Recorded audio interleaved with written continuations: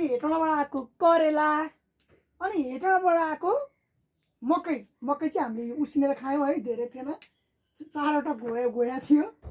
अनि आज हामी बुढाबुढी चाहिँ यहाँ आज एउटाले के पकाउने तरकारी, अर्कोले एउटा तरकारी पकाउने, खाना खाने, अन्त फेरि काममा निस्किने भनेर कुरा भयो। अनि हामी यहाँ 2जना भएर मिलेर इस्कुसको मुन्टा केलाउँदैछौँ होइन डायमन्ड?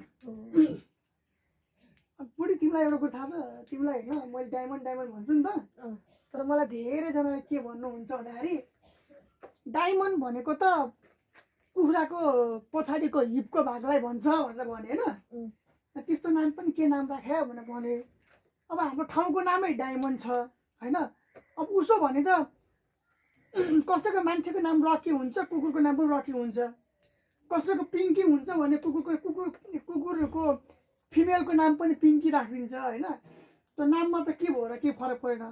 तर आफ्नो बुढी त डायमन्ड जस्तो भएको भएर मैले डायमन्ड भन्यो नि त बुढी होइन। ठाउँको नाम पनि डायमन्ड छ। अब तिमीलाई यसमा डायमन्ड भनेको कुखुराको हिपको भागलाई भन्छ, यस्तो नाम राम्रो छैन भनेर तिमीलाई कुनै आपत्ति छैन नि? छैन है। अनि ल मेरो बुढीलाई आपत्ति छैन है। ल हेर्नु यहाँ होइन, नाममा के आपत्ति भयो त? नाम त के हुन्छ के हुँदैन होइन। त्यही हो, कसैको नाम अनुसारको काम हुँदैन, काम अनुसारको नाम हुँदैन। अब जसको नाम ज्ञानबहादुर छ त्यसको फेरि ज्ञान भने थोप्पो हुँदैन फेरि है। जसको नाम बुद्धिबहादुर हुन्छ त्यो फेरि महामूर्खहरूकै हुँदैन। जसको नाम धनबहादुर छ बिचरा मागेर बसिरहेको हुन्छ, मागेर हिँड्छ, आफ्नो जीवन चलाउँछ। अनि त्यही भएर नाम अनुसारको मान्छे हुँदैन। त्यही भएर यस्तो कुराको पछाडि जानु हुँदैन।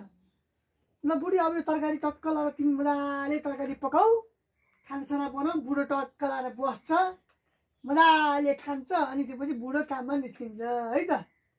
बुझ्यौ? ल ल बाबा।